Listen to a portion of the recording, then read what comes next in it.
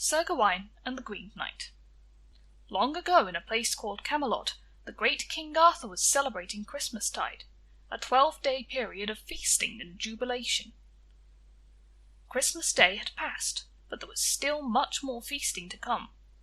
Sharing the king's celebrations were the knights of the Round Table, the most honourable men in all the lands. They were renowned far and wide for their bravery and gallantry.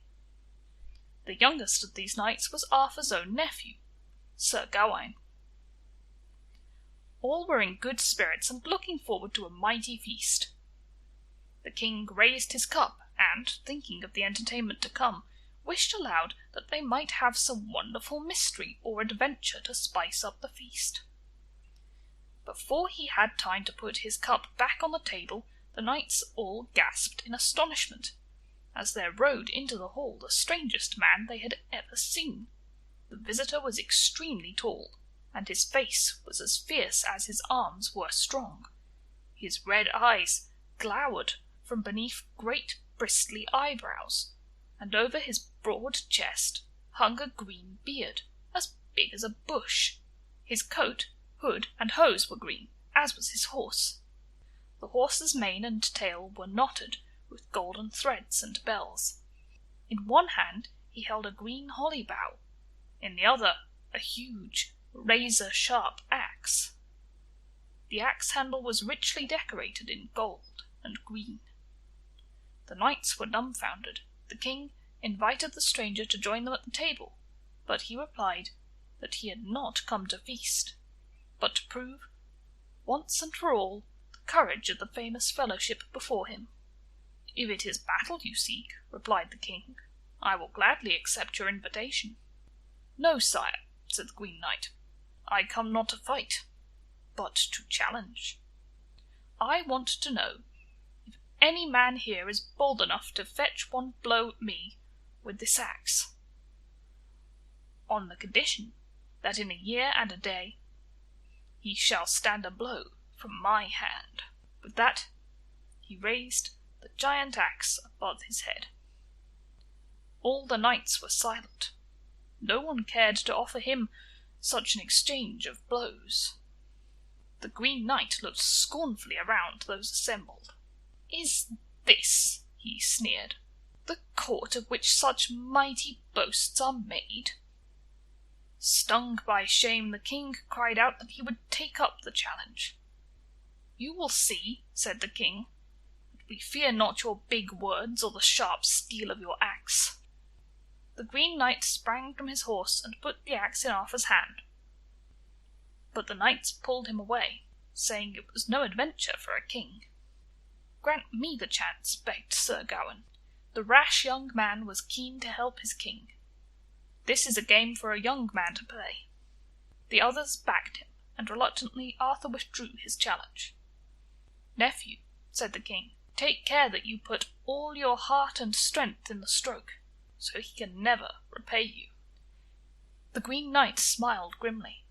"It suits me well," he said, "to take a blow from thee, but first you must swear that you will seek me out in 12 months and a day, so I can give back what I received from you." Sir Gawain gave his word, and the giant loosed his hood and pushed aside his hair to expose his neck.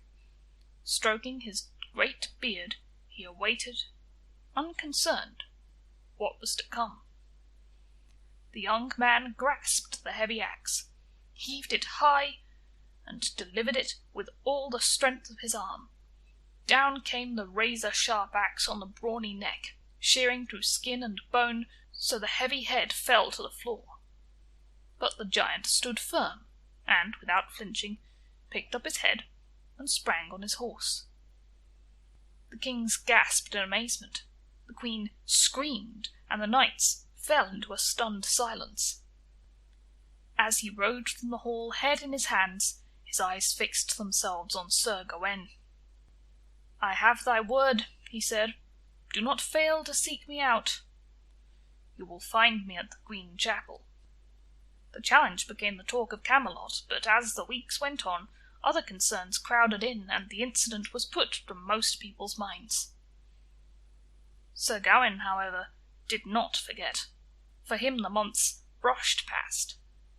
Soon it was Lent, with its showers and buds, then the warm sun brought forth the flowers, next came the golden harvest, and all too soon the grass died back, the mists returned, and it was winter again.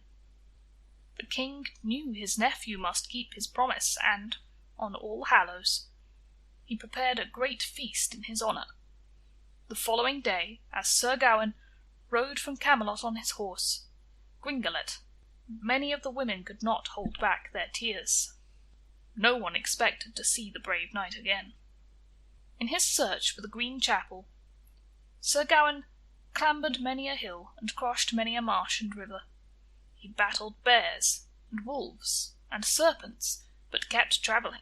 It was a harsh winter, and the brave knight often had to sleep in the open, pelted by sleet and rain. He stopped regularly to ask after the Green Knight, but no one had heard of such a man. Finally, on Christmas Eve, he found himself lost in a great mossy forest. He prayed that he may be guided to a place to rest. As he opened his eyes, he saw, in the glow of the setting sun, a noble castle on a distant hill. Spurring on his weary horse, he galloped towards the fortress. The lord of the castle met Sir Gawain with a hearty welcome.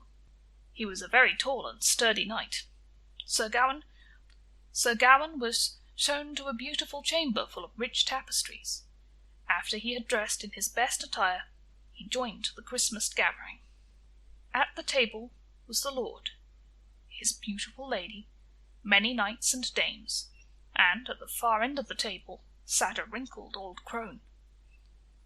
For 3 days he enjoyed the festivities. Then he went to his host to say his farewells. He explained that he must be on his way, for he needed to find a place known as the Green Chapel. His host, however, assured him it was near at hand.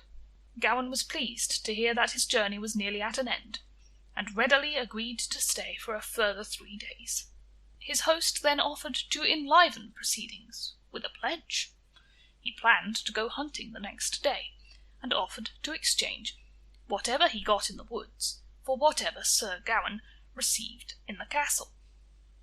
A puzzled Gawain said he expected to receive nothing, but the pledge was sealed with a friendly toast. The next day the lord went out early. Some time later, whilst he was resting in his chamber, Sir Gawain received a visit from the lady of the castle. She did not hide her attraction to the young knight, but he refused her advances. She would not go, however, without giving him a kiss. When the lord of the castle returned with a venison, he gave it to Gawain, according to their agreement. In return, a very embarrassed Gawain embraced his host and gave him a kiss, the only thing he had got that day. "Ha! Who gave you that?" said his host, but Gawain laughed off the question, and they sat down to supper. The next day, at cock-crow, his host again went hunting in the woods, and once more his wife visited Sir Gawain in his chambers. Again he refused her advances, but before she left she gave him 2 kisses. This time the lord of the castle brought home a bear and a goose. An extremely embarrassed Gawain kissed his host again, and this time gave him 2 kisses. The next day dawned cold and clear. Off went the lord on his hunt, and once more the wife came, wooing her guest. This time she insisted on giving him 3 kisses, and offered him her green silk girdle. When he refused, she said, "My knight, you must face many foes. This is a magic girdle. It has the power to protect whoever wears it against any weapon." Gawain's love of life saw his resolve weaken. He knew that he couldn't live without his head, so he accepted the gift. He spent the rest of the day in the company of the old crone, but he felt uneasy. It was as if her eyes could see right through him. That evening the lord brought home only a foul fox skin, which he laughingly said was a poor reward for the 3 kisses that Gawain gave him. Gawain's heart was heavy, for the time was drawing near when he must leave the castle. He slept ill that night. As the cock's crow heralded the new day, he dressed carefully, taking care to wrap around him the green girdle. He bade good-bye to his host and set out into the dark and stormy morning.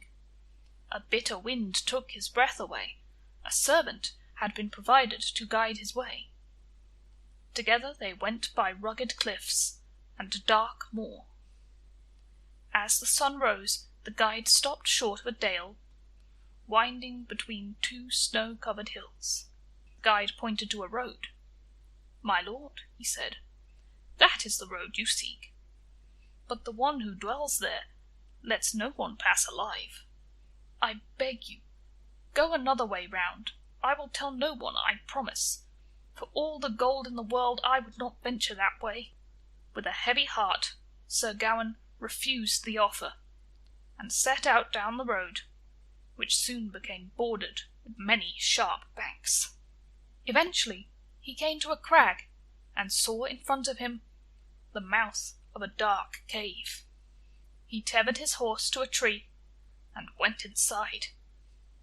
Immediately there was a fearful clattering of rock, and standing in front of the young man was the huge figure of the Green Knight, bearing an axe, his hairy head firmly back on his shoulders. "Welcome to my abode. You have timed your travels well," said the Green Knight. "Now prepare to make good on our bargain." Sir Gawain bravely removed his helmet and bent forward, but as the axe was raised, he could not help but flinch. "Ha!" said the Green Knight. "He flinches before he is hurt. When my head comes off, I cannot put it back," said Gawain, "but I gave my word, and will not flinch again." Once more the giant brandished the axe. "Strike and be done," said Gawain. "Have patience," jeered the giant, and for a 3rd time heaved the heavy axe up into the air.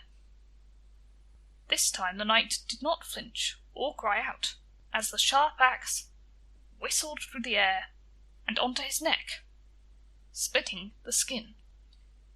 It was a few moments before a stunned Gawain realized that, apart from a few drops of blood, he was unharmed. He turned to see, leaning on his axe, not the Green Knight, but the lord of the castle. "My brave knight," said the lord, "I raised the axe 3 times for my wife's 3 kisses. At my request, she came to see if you were a true man of honour. The cut on your neck is for the girdle that you took, but did not exchange, as was our bargain. For that, I let you feel how much sorer I could have struck." Sir Gawain stood, confounded by his own weakness and the generosity of his host. Unfastening the girdle, he offered it to his host. "Keep the girdle," said the knight, "as a token of this adventure. The debt is cleared." The knight introduced himself as Sir Birblake. "Morgan le Fay, your own aunt, endowed me with the magic charms to challenge Arthur's court. She was disguised as the old crone you saw." He bid Gawain return to the castle to get better acquainted with his new aunt, but Gawain politely refused. He had experienced enough magic for the moment. He made his way home and was greeted with great joy. The scar on his neck remained as the only evidence of his adventure. As for the lady's green girdle, he wore it as a reminder, should he ever get too proud, of his faint-heartedness. And all the knights agreed, for Gawain's sake, to wear also a green belt, as even the bravest man alive, they felt, would have shrunk from such a fate